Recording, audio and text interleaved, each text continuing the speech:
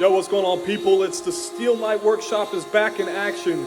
Let's talk about some of the new equipment that I got. First off, let's talk about the board not to use.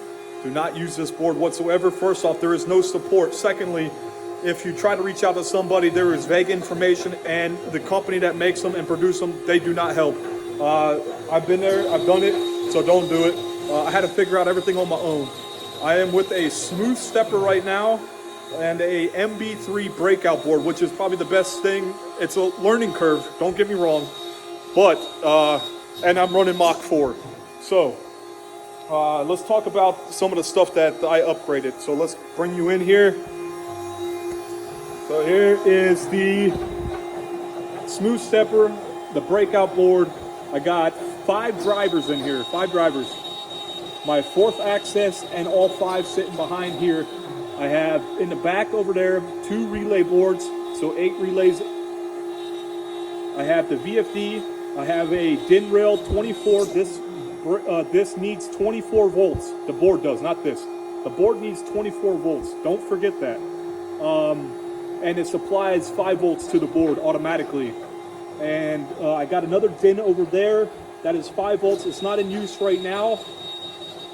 I have the 2 other power supplies that is supplying power to the stepper drivers up top, and this is getting its own stepper power from here. So, and I have a pretty much a multi-block over here. I don't know what the hell they're called. I'm not an electrician, but I'm supplying power from this block here, from this for this off switch. It's going in there, and it's coming down and supplying this down here, and that's where I break everything out into the rest of the thing. This box here I actually built at work. We have a laser cutter at work, and we could cut up to pretty much 80 millimeters thick steel and aluminum. It's a very expensive machine. It's about 1.2 mil euros. Let's see what else. We have a bending area. They bent this for me, and that's pretty much that box. 4th axis. I built it right along the side of the rail down here. Here's the tailstock. The 4th axis will sit right here, but right now it's on the ground because I got to mill the aluminum blocks out. So here's one done. I just got to do the other one, and that will sit in front. I'm using HEH 20 linear rails. So the linear rail itself is a 30 millimeters thick, and I wanted enough depth between this tailstock and what I'm cutting, because if you just put it flat on the table or the bar, you're only going to be able to cut so much. So I raised it up so I have more cutting surface. So not only is this 30 millimeters, this is also 30 millimeters, this aluminum block. And then whatever this is. So I have a distance from here to cut. And then the reason why I need 2 aluminum blocks on the end is because of this and this together. So that is that.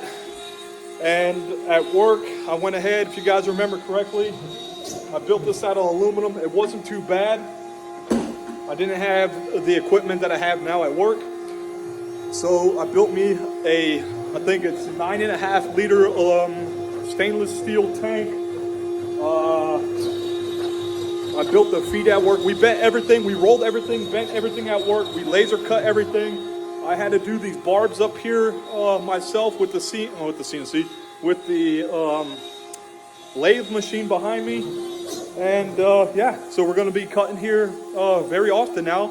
So I am excited to get this project finally up and running, and there's some future projects that I got coming up.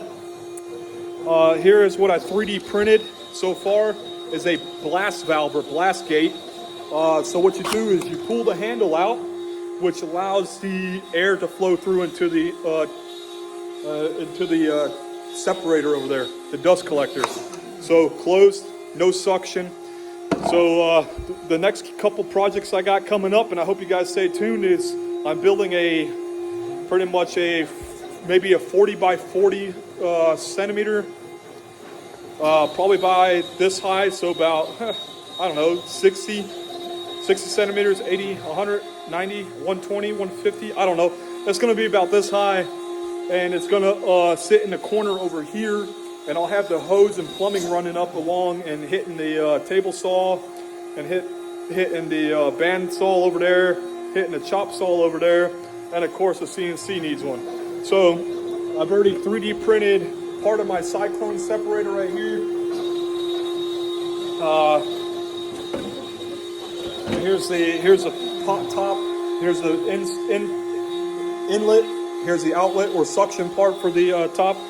So I got a few projects coming up, and I hope you guys tag along. Make sure you hit the subscribe button, share the video. It helps get likes. So let's get to it. Steel Knight out.